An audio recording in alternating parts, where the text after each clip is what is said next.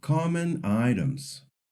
In this lesson, we're going to learn some of the most common everyday items, things like car, house, dog, pencil, and book. These words are easy to remember and super useful because we see them all the time in real life. By learning these nouns, we'll start building the foundation for Spanish sentences. You'll soon be able to say simple phrases like, I have a dog, or the house is big. Let's get started with these essential items and get comfortable naming the world around us in Spanish. Carro, car.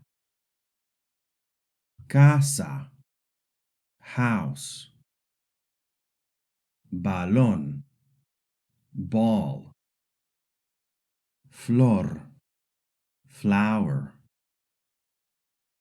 Gato, cat. Perro, dog. Lápiz, pencil. Libro, book. Pieza, piece.